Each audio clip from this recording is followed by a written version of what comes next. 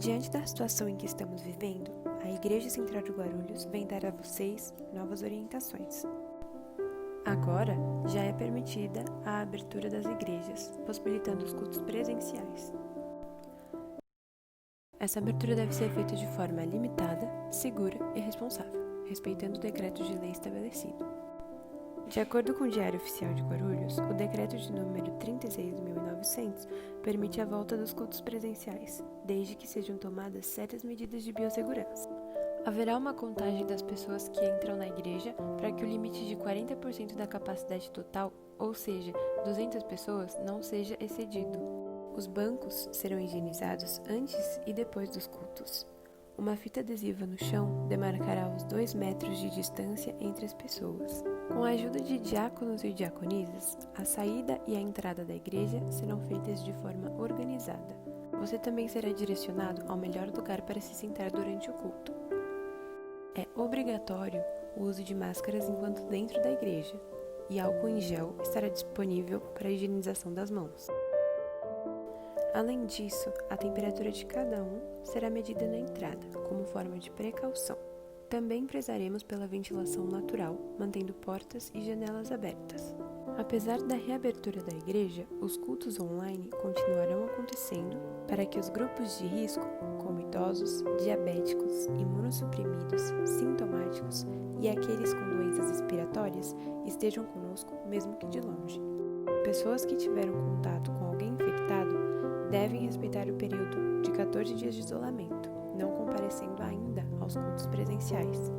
Por enquanto, o culto e a escola sabatina serão feitos juntos, sem intervalos, na nave da igreja, das 10 horas às 11h30, respeitando o período limite de 1h30 de culto. A Igreja Central de Guarulhos dá as boas-vindas a você e não se esqueça, respeite as medidas de biossegurança. Feliz sábado!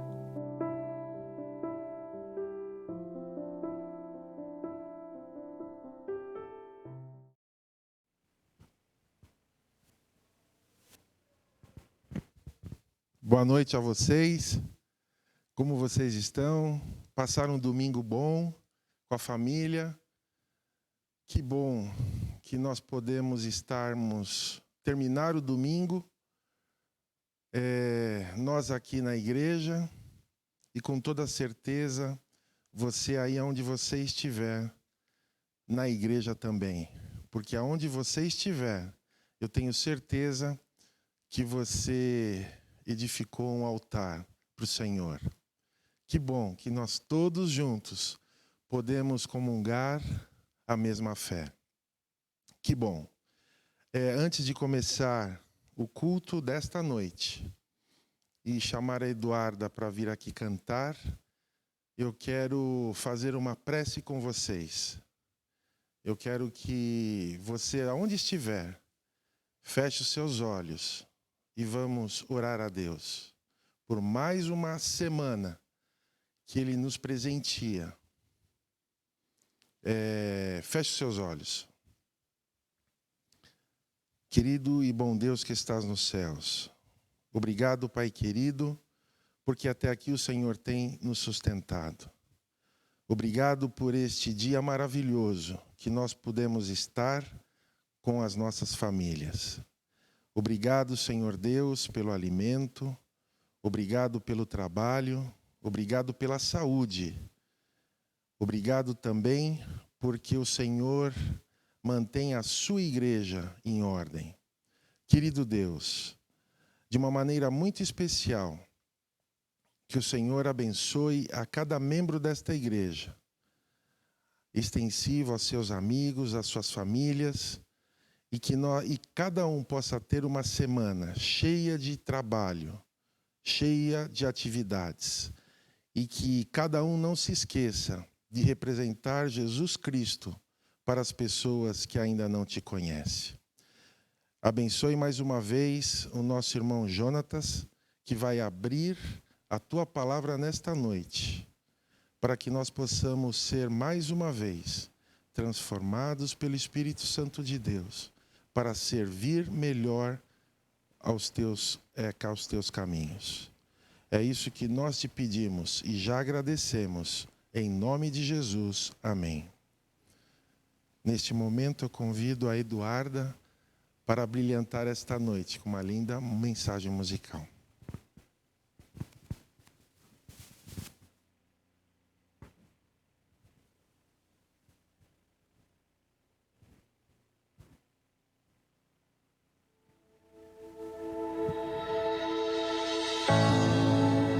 És bem-vindo aqui e em nosso coração toma a direção.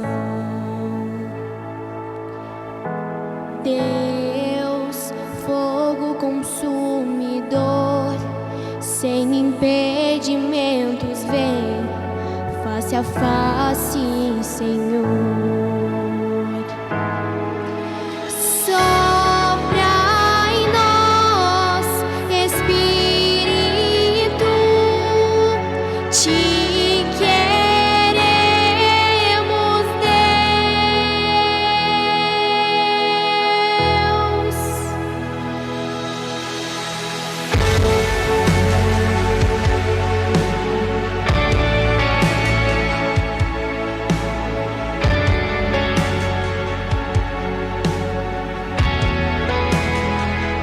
Estou de pé na presença do Rei, tua glória está aqui, teu amor liberta-me. Estás aqui no trono de louvor, tua presença me curou, fascinado estou.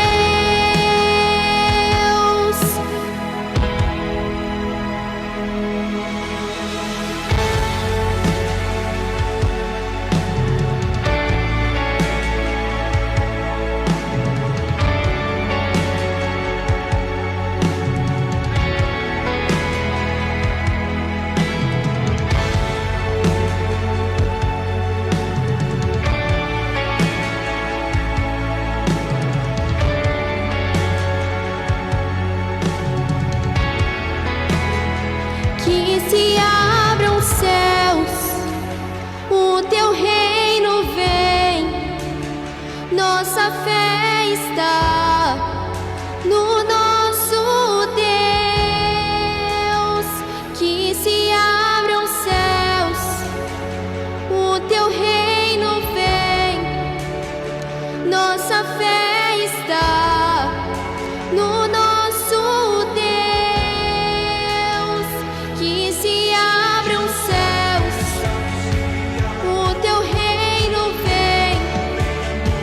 nossa fé está no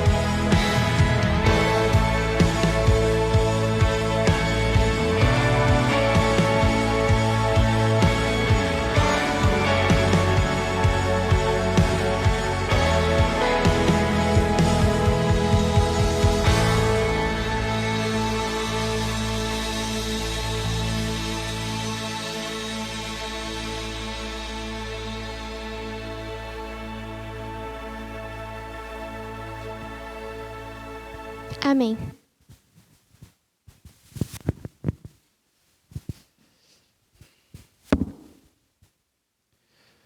Boa noite a todos.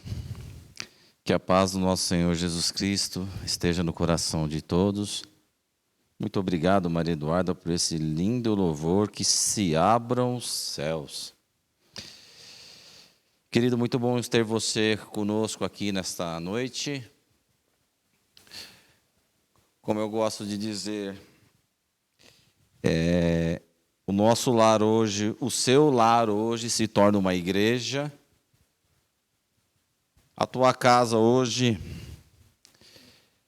o Senhor Jesus Cristo, Ele já está aí, porque diz na tua palavra que aonde estiver 2 ou 3 reunidos em meu nome, ali eu estarei.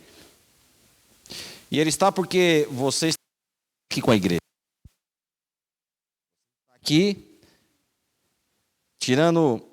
ganhando um tempo ao lado de Cristo para essa semana que irá começar. Queridos, eu coloquei um título dessa mensagem hoje, que é Jesus cura e traz vida. E o livro que eu vou me basear hoje é o livro de Lucas. Você que está em casa, abra sua Bíblia aí, no teu celular, ou a tua Bíblia. Em Lucas 7, nós vamos ler do versículo 11 ao 17. Lucas, capítulo 7, versículo 11 até o 17.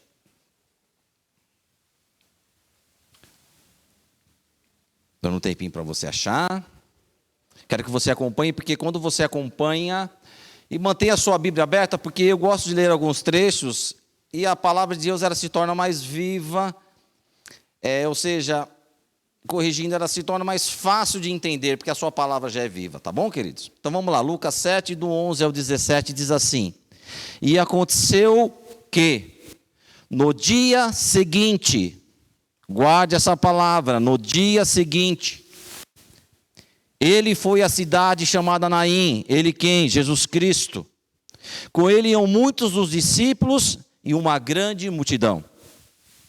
E quando chegou perto da porta da cidade, eis que levavam um defunto, filho único de sua mãe que era viúva. E com ela ia uma grande multidão da cidade. E vendo-a, o Senhor se moveu de íntima compaixão por ela. E disse-lhe: não chores. E chegou, tocou a esquife, e os que levavam pararam e disse: jovem, a ti te digo, levanta-te. E o que fora defunto assentou-se e começou a falar e entregou a sua mãe. E todos se apoderou o temor e glorificavam a Deus, dizendo: um grande profeta se levantou entre nós. E Deus visitou o seu povo. E correu dele essa fama por toda a Judeia e por toda a terra circunvizinha. Curva as suas fontes, onde você está na tua casa, vamos orar, vamos falar com Deus. Senhor Jesus. Pai, abrimos a tua palavra, Senhor, nessa noite. Espírito Santo de Deus, fale conosco. Como tu já tem falado, Senhor, no meio dos cânticos, aqui entoado, para que, Pai, a pessoa que está ouvindo, Jesus querido, é a mim que estou transmitindo, que o teu Santo Espírito impacte a vida dela.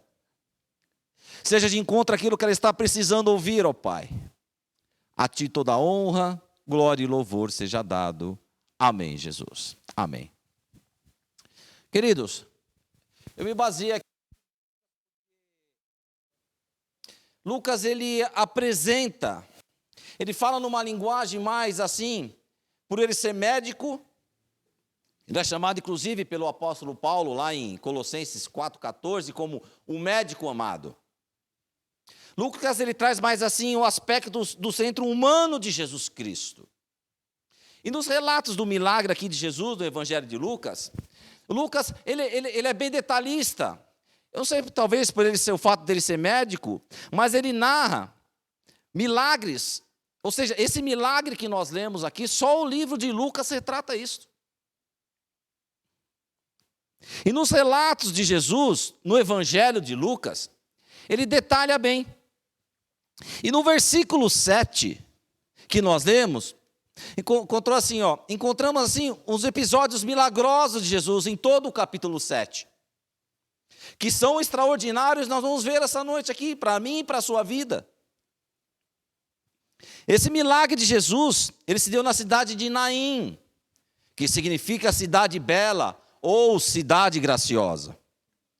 Ela ficava aproximadamente 30 quilômetros de Cafarnaum, cidade onde Jesus estabeleceu a sua moradia depois que ele saiu de Nazaré. Isso está lá em Lucas 4:31. Note que o relato de Lucas, nesse versículo, ele começa assim: no dia seguinte, ele foi para Naim. Por que razão Lucas, ele começa dessa forma?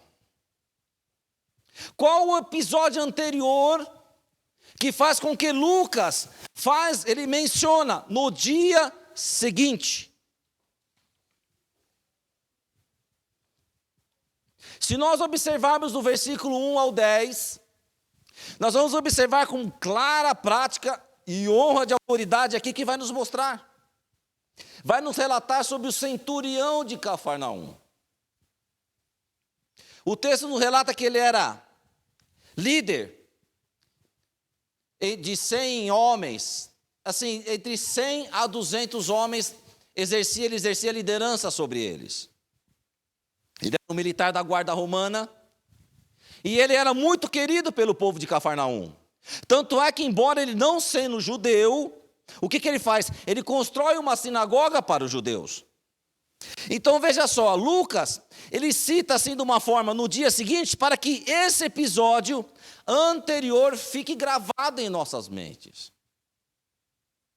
O cuidado de fazer a menção desse centurião é que ele não era de linhagem de Abraão, ele não era judeu, só que ele recebeu o milagre de Jesus Cristo em sua vida. Como o seu servo estava enfermo, ele manda para Jesus e diz assim, abre aí sua Bíblia, 7 no versículo 3, diz assim: e quando ouviu falar de Jesus, ele enviou-lhes os anciãos dos judeus, rogando-lhes para que viesse curar o seu servo. Presta atenção nos detalhes de Lucas aqui, olha. Quem foi pedir a cura do servo não foi o próprio centurião, e sim um dos anciãos do conselho judaico. Porque o centurião não foi ele mesmo falar com Jesus? A resposta está no versículo 7. Lucas 7:7 diz assim: por isso nem ainda me julguei digno de ir ter contigo. Ora, por que esse centurião ele não se julgava digno de ir lá falar com Jesus Cristo? Aqui que entra um princípio de autoridade, que ele diz assim, olha, ele tinha um acesso, quem tinha acesso direto ao imperador era só um governador de alto escalão.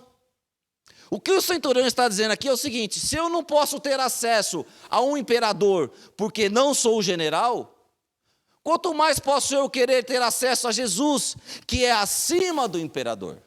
Note que ele coloca aqui Jesus Cristo como mais poderoso do que o imperador romano. Ele está pondo aqui Jesus como autoridade maior de Roma. Uma pergunta para nós aqui, queridos. Como vemos Jesus? Qual a importância de Jesus para nós? Veja, esse centurião aqui, ele tem uma reverência maior a Jesus do que o próprio imperador que ele servia. Veja só, ele manda então dos anciãos, os anciãos quando chegam até Jesus, isso está no versículo 4 e 5 do capítulo 7, e chegando ele junto a Jesus, rogaram-lhe, dizendo, digno que lhe conceda isto, porque ama a nossa nação e ele mesmo edificou uma sinagoga. Veja, os anciãos que intercedem por ele. Aqui nos dá uma lição de intercessão, da oração intercessória por alguém.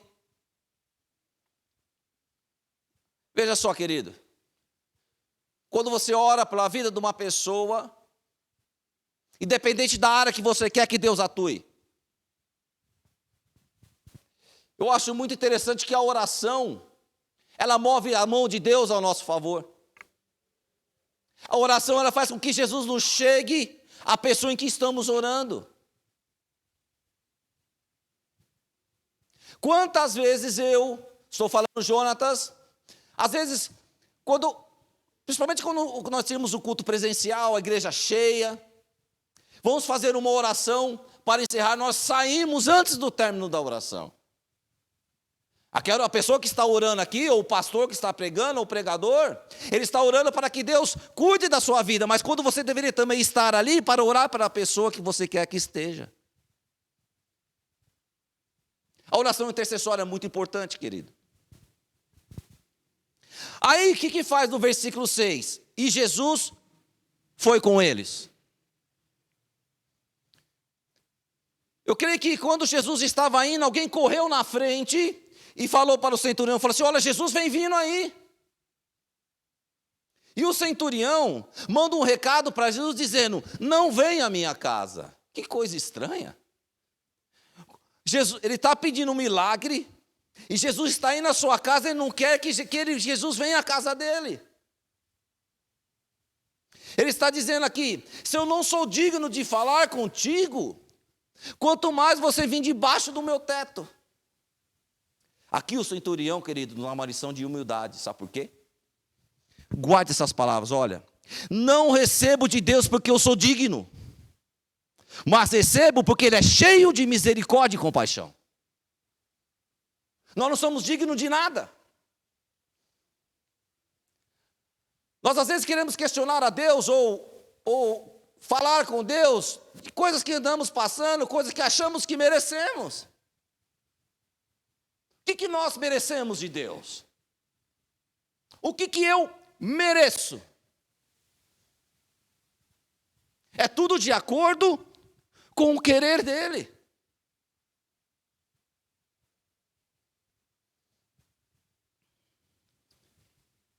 Aí o centurião aqui, ele vai soltar um conceito de autoridade. Olha só, no versículo 7 e 8, ele diz assim, porque eu sou homem sujeito à autoridade, e tenho soldados sobre o meu poder, e digo a este, vai, e ele vai. Digo a este, vem, servo, e ele vem. Faz isso, e ele faz. O que o centurião estava dizendo aqui, Jesus, se eu tenho autoridade sobre esses homens, quanto mais atuo acerca desse problema que eu estou passando. Basta uma palavra, no versículo 7, e o meu criado sarará. Ó. O centurião está dizendo aqui, Jesus, tu tem autoridade sobre tudo. Tudo está em tuas mãos. Se nós observarmos lá em Marcos 4,39, naquela tempestade, os discípulos eram homens experientes, eles estavam ali navegando, indo na outra margem, e Jesus dormia. E quando de repente os discípulos remavam para frente, o barco ia para trás. Tentavam contornar para a direita. Eles entraram em desespero e falaram, Jesus, tem piedade de nós, que vamos perecer. Mas o que Jesus faz? Aquieta-te vento, aquieta-te mar. É isso que o centurião está dizendo. Falou, Jesus, tu tem controle sobre tudo. Sobre a natureza. Todos te obedecem. Se tu disseres uma palavra, o meu criado sarará.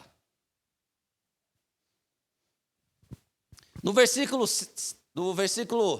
9, Jesus ouvindo isso, o texto nos diz que ele se maravilhou. Voltando para a multidão, ele disse, digo-vos ainda que ainda nem Israel tenho achado tanta fé. Olha, ou seja, ele está dizendo que nem entre os judeus que são filhos de Abraão, que é o nosso pai na fé, eu vi tanta fé. E no versículo 10, voltando-se para casa, os que acharam os seus servos são. Queridos, eu odeio fazendo uma pesquisa, se você for analisar uma coisa, Jesus, ele não falou nada, fique curado. Jesus não estendeu uma mão para o lado. Ele diz, nunca vi tamanha fé.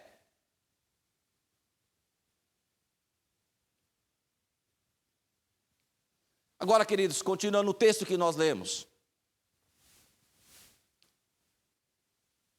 No versículo 11. Tudo acontece no tempo certo. Tudo, guarde isso, acontece no momento certo. Olha só. E aconteceu que no dia seguinte ele foi para uma cidade chamada Naim. E com ele muitos dos seus discípulos e uma grande multidão. Veja só.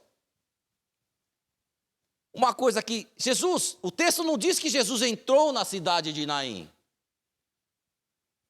O texto diz que Jesus foi à cidade de Naim. Talvez, queridos, se Jesus tivesse atrasado um pouco.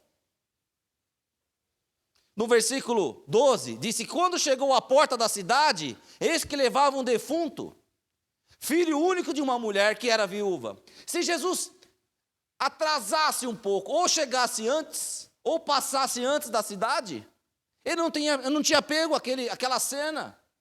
Mas Jesus chegou no momento certo.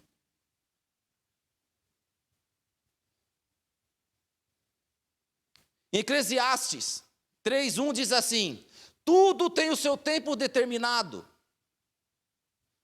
Há tempo e propósito debaixo dos céus. Sabe aquele termo que se fala muito assim, ó? Deus tarda, mas não falha? Risca isso da tua mente. Deus nunca tarda e não falha. Ele tem um momento certo para operar. Ele tem um momento certo para fazer aquilo que Ele quer. De acordo com a sua misericórdia para com a minha vida e para com a sua vida. A hora de Deus não coincide com a minha. A hora de Deus não coincide com aquilo na hora que nós queremos. Temos que deixar de ser crianças mimadas, que queremos tudo na hora, no nosso querer. Se Deus não faz, saímos fora do propósito de Jesus Cristo. Se às vezes um irmão de uma igreja não faz algo que você está querendo naquele momento, você já sai fora da igreja. O que Jesus tem a ver com isso? Jesus, ele morreu na cruz do Calvário por você, por mim, para que tivéssemos vida em abundância. Porque ele disse, eu vou preparar-vos lugar para onde eu esteja, e vós estejais também.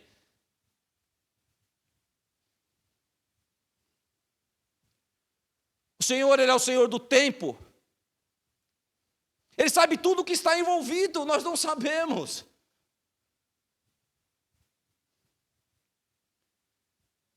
Sabe, queridos, eu vejo a história de Abraão. Deus pede o seu filho Isaque e Abraão vai vindo. E Abraão pega o seu filho, pega a lenha e começa a subir o monte. Deus não lhe falou nada que ia ter lá em cima, lá uma ovelha esperando para ele poder ofertar. O seu filho começa a fazer perguntas, pai, onde está o animal do sacrifício? Quando Abraão vai lá executar o sacrifício que Deus pediu para ele, Deus fala, para Abraão. Deus não podia ter falado para Abraão antes? Ó Abraão, fique tranquilo que lá no alto do monte eu vou providenciar. Deus não falou nada. Então Deus tem um momento certo, Jó. Veja a vida de Jó. Jó, ele era um homem temente a Deus. Deus não podia chegar e falar para ele, ó Jó, fica tranquilo. é uma provação aqui, mas se no final eu vou te dar tudo em dobro. Deus não falou nada para Jó. Jó mantém-se firme. Eles cumpriram o propósito que Deus colocou na vida deles. E nós? Temos cumprido aquilo que Deus colocou para nós fazermos?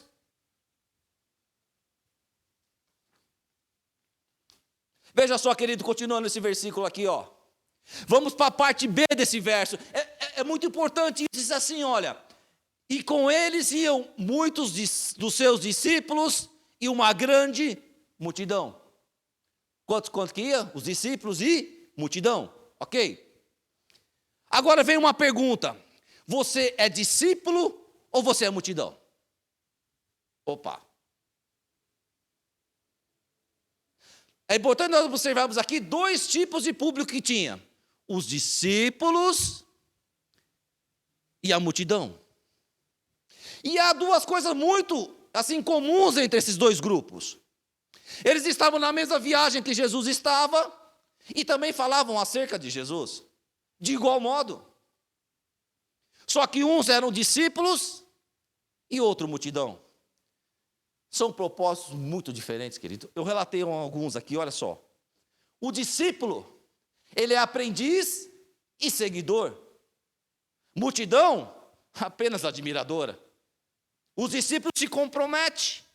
A multidão apenas se favorece daquilo que Jesus tem para oferecer.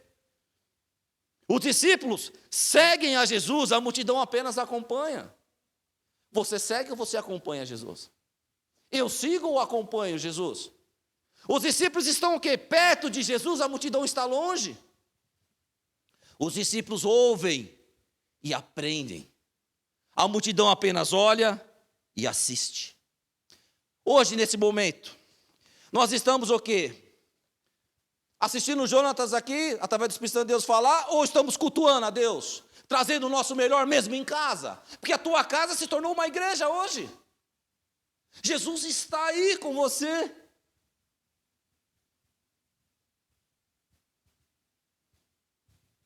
Eu sou discípulo ou sou multidão? Os discípulos seguem o tempo todo a Cristo, a multidão enquanto é conveniente ou oportuno. Os discípulos seguem a Jesus por causa de Jesus. A multidão segue por causa do alimento.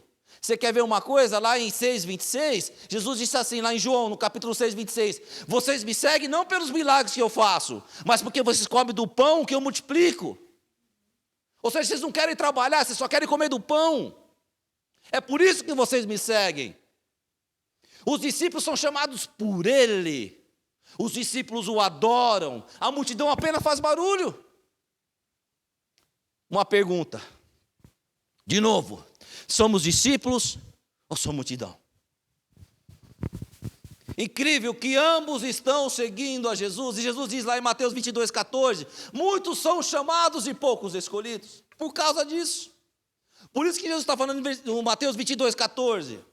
Uns querem compromisso, outros apenas favor. Uns ficam perto dele independente do milagre, outros recebem o milagre e vão embora. Quanto vimos isso na igreja acontecer? Quando está difícil, vem aos pés de Cristo, recebe e vai embora. Temos que ter um compromisso discipular. O discípulo é um aluno que aprende o modelo do seu mestre. Nós, como igreja, queridos, não fomos chamados para ser multidão.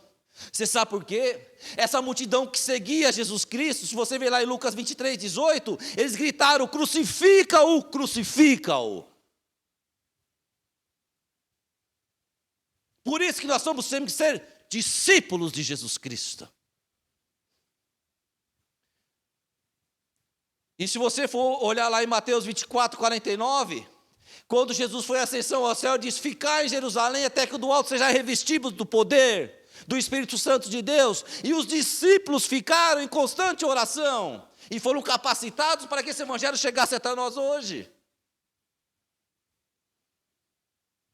Sabe, queridos, todo casamento tem seus convidados. Tem a noiva. Nós somos noiva ou somos convidados para um casamento, simplesmente? Temos que ter essa consciência. Ou vamos morar no céu ou queremos somente as bênçãos que vêm do céu. Temos que ter essa consciência na nossa vida cristã. Outro ponto aqui. E muitas histórias bíblicas, muitas, as pessoas vão procurando a Jesus. Veja só, Bartimeu, ele grita: Jesus, tem misericórdia de mim. Os 10 leprosos, a mulher com fluxo de sangue, ela vai no meio da multidão, procura tocar em Jesus. Só que nesse caso aqui é diferente. Essa mulher, ela não pediu nada para Jesus. Ela não suplicou, ficou chorando: Jesus, tem misericórdia de mim, não. E não tinha ninguém para interceder por ela no caso do centurião. Esse milagre aqui foi resultante de uma iniciativa do próprio Jesus Cristo àquela mulher. A Bíblia nos diz que ele foi movido de íntima compaixão. Nós vamos ver já um pouquinho mais para frente sobre isso. Os milagres acontecem, não é? Às vezes quando oramos, quando nos pedimos. Mas tem coisas, querido, que estão no planejamento de Deus para nós. Tem coisa que Deus planejou para a sua vida, que é sua. Que foi o caso que Jesus tinha para essa mulher. Continuando, e o texto aqui nos revela outra coisa. Nos revela que havia 2 multidões. Eu falei do discípulo e multidão, só que o texto revela 2 multidões. Olha só, leia aí. Lucas 7, 11 e 12. Abra a sua Bíblia, saca a sua Bíblia aberta aí, se não abre ela. Lucas 7, 11 e 12. Diz assim, ó. E aconteceu que no dia seguinte ele foi à cidade chamada Naim, e com eles iam muitos discípulos e uma grande multidão, que eu acabei de falar. Só que olha no versículo 12. E quando ele chegou perto da porta da cidade, eis que levava o defunto, filho único de sua mãe, que era viúva, e com eles iam uma grande multidão da cidade. Opa, 2 multidões aqui. Primeira multidão, está um ambiente de alegria, de adoração, porque estão andando com Jesus, é óbvio. Só que a segunda multidão é de luto, dor e sofrimento. Talvez eu não sei qual situação você está hoje, de alegria ou de dor. De tristeza. A tradição nos diz o seguinte, que essa mulher, o texto diz assim, ó, que ela ia na frente do cortejo, chorando, é óbvio, porque o seu filho que estava ali, seu único filho, atrás vinham os parentes, as vizinhas, e em terceiro vinham as carpideiras, que eram aquelas contratadas para chorar no velório. Não era normal uma multidão ir seguindo daquela forma. Talvez essa mulher deveria ser benquista na cidade, ou bem querida na cidade. Querido, se você está nessa segunda multidão de sofrimento, talvez você, se continuar a mensagem, eu vou parar aqui um pouquinho, talvez você esteja num momento de dor. Essa pandemia fez com que você perdesse seu ente querido. Ou não na pandemia, ou você perdeu um ente querido, independente do Covid. Eu, quando perdi meu pai, foi minha irmã primeiro, minha irmã mais velha. Teve um sobrinho que viveu muito pouco, foi dolorido, depois foi meu pai, depois foi minha mãe. Quando foi minha mãe, olha, para mim parecia que o mundo tinha desabado na minha cabeça. Eu não tinha força nem para abrir a Bíblia. Aí, estou lá em casa, toco o interfone e falo assim, tem umas irmãs da igreja aí para te visitar. Eu não queria receber ninguém, mas elas subiram. A Magna, manda subir. Não esqueço, querido. Foi a esposa do Milton, a Nancy, foi a esposa do Sandro, a Rose, foi a Ovídia, a Flora, a Val. Se faltou alguém aqui. E elas chegaram lá, eu vi elas, eu estava com o coração tão triste. A esposa do Milton ainda me trouxe um livro para me ler. Só o que impactou foi minha vida, sabe o que foi? ela disse essas palavras, olha, está em Apocalipse 21, 4. Ele disse assim: Jonas, não dá para imaginar o tamanho da sua dor, mas crê numa coisa, Apocalipse 21, 4, e Deus limpará dos olhos toda lágrima, e não haverá mais morte, nem pranto, e nem clamor, e nem dor. Aquilo foi como uma injeção de ânimo para a minha vida. Quando elas saíram, sabe, eu fui outra pessoa. Por que foi elas? Não, porque o Espírito Santo de Deus levou elas até lá. Eu não pedi. Jesus veio ao meu encontro, você está vendo? Como é que Jesus trabalha? E essa mulher aqui, ela era uma viúva, ela não tinha privilégio, ou seja, a mulher naquele tempo, ela não tinha, assim, muito privilégio desse contexto.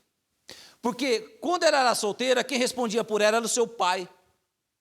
Quando ela casava, era o seu marido. Se ela era viúva, era o seu filho. E olha o caso dessa mulher. O seu filho, o único filho que o Lucas faz questão de relatar aqui, morreu. Não havia mais ninguém para representar ela junto aos sacerdotes, junto à Suprema Corte ou ao Sinédrio. Ela não tinha alguém que respondesse por ela. Era literalmente uma mãe órfã. Agora ela iria depender da caridade dos juízes, dos sacerdotes. Quem iria falar por ela? Quem cuidaria dela socialmente? E quantas vezes nos sentimos assim, sós? Você já reparou?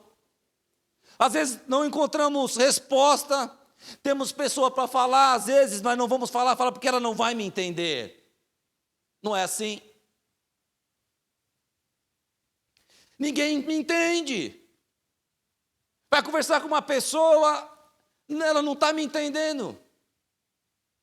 Mas, queridos, Isaías 41, 13.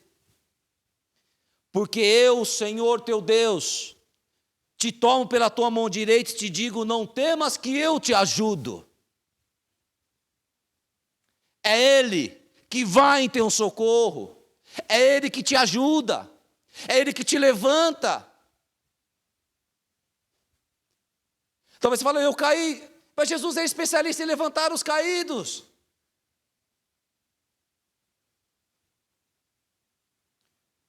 Querido, o texto nos diz que Jesus se moveu de íntima compaixão daquela mulher. Eu olhei no dicionário, íntima quer dizer assim, que está muito dentro, no coração, ou seja, aquilo que bem próximo, que você quer manter uma relação estreita com aquela pessoa. E compaixão vem do compadecer, não é sofrer. Então Jesus, ele sentiu isso para essa mulher, íntima compaixão. No versículo 13 diz assim, e vendo o Senhor, moveu-se de íntima compaixão por ela, e disse-lhe, não chores. Talvez qual foi a reação daquela mulher? Lucas não relata isso, mas não chorar. Meu único filho está morto. E vem esse homem e diz, não chores. Talvez no primeiro momento ela não entendeu o que Jesus iria fazer. Às vezes nós não entendemos como Jesus trabalha. Jesus aqui ele teve uma relação de pai com filho. De mãe com filho. Não chores. A sua dor chegou ao fim. Olha que maravilha. Jesus está dizendo, a sua dor chegou ao fim.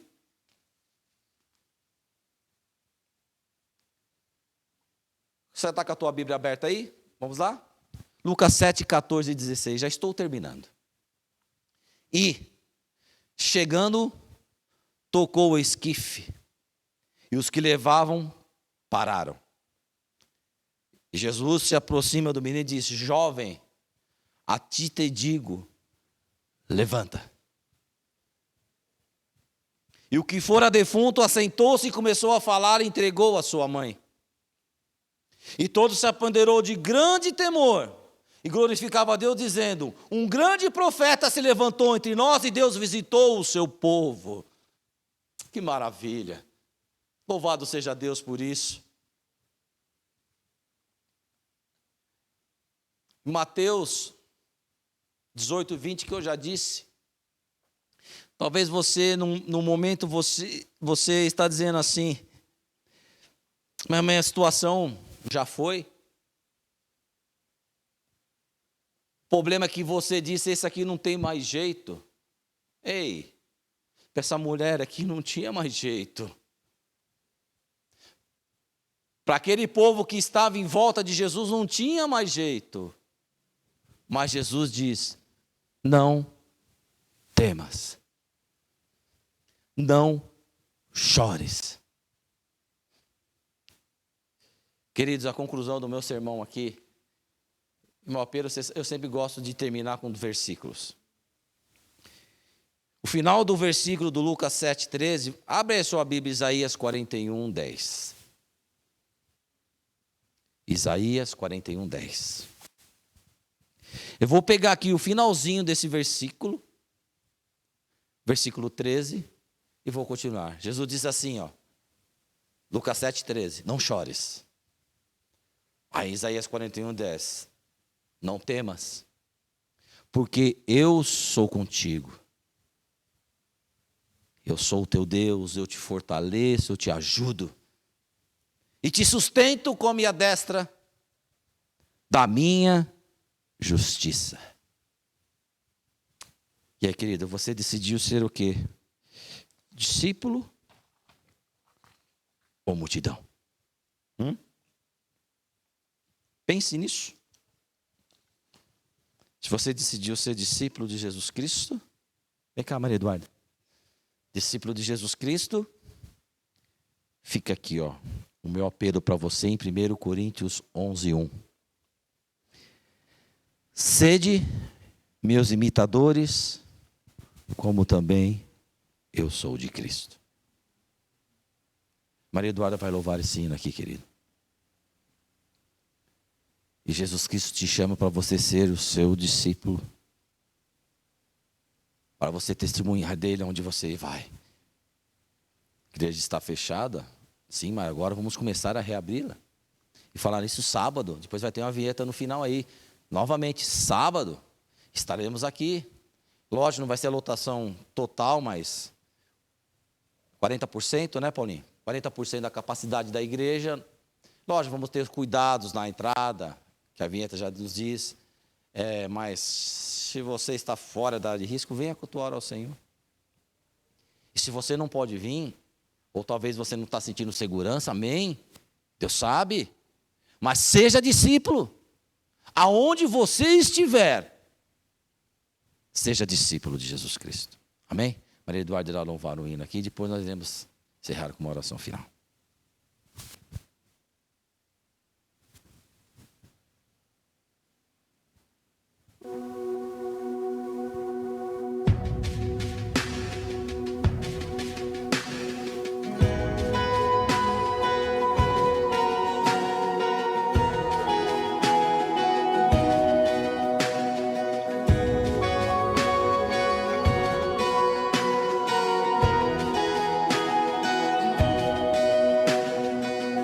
Antes de eu falar, tu cantava sobre mim.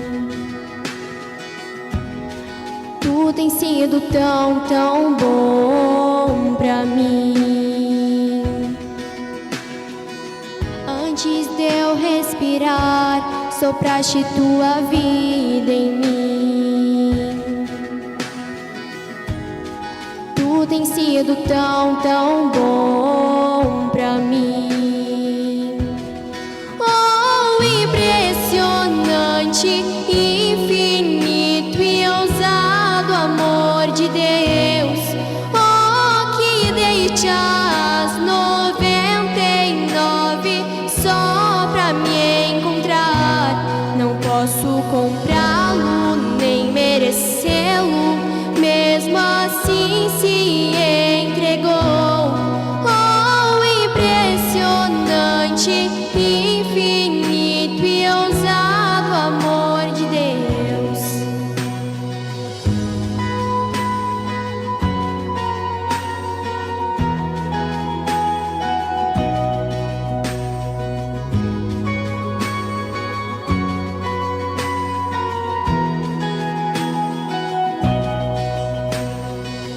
Inimigo eu fui, mas teu amor lutou por mim.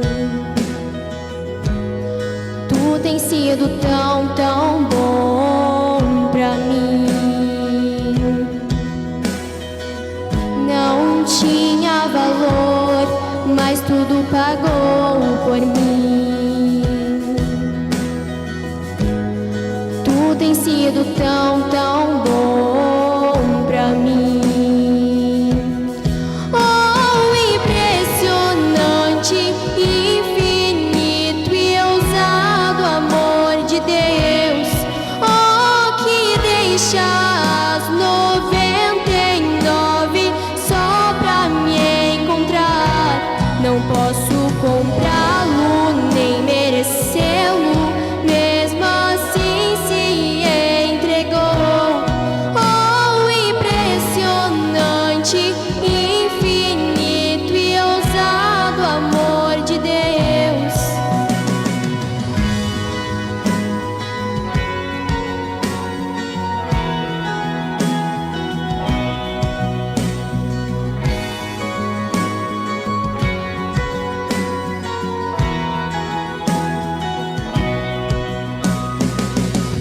Traz luz para as sombras, escala montanhas pra me encontrar. Derruba muralhas, destrói as mentiras pra me encontrar. Traz luz para as sombras, escala montanhas pra me encontrar. Derruba muralhas, destrói as mentiras pra me encontrar. Traz luz para as sombras, escala montanhas pra me encontrar. Derruba muralhas, destrói as mentiras pra me encontrar. Traz luz para as sombras, escala montanhas pra me encontrar. Derruba muralhas, destrói as mentiras pra me encontrar. Oh, impressionante, infinito e ousado amor de Deus. Oh, que deixa as 99 só pra me encontrar. Não posso comprá-lo nem merecê-lo, mesmo assim se entregou. Oh, impressionante, infinito e ousado amor de Deus.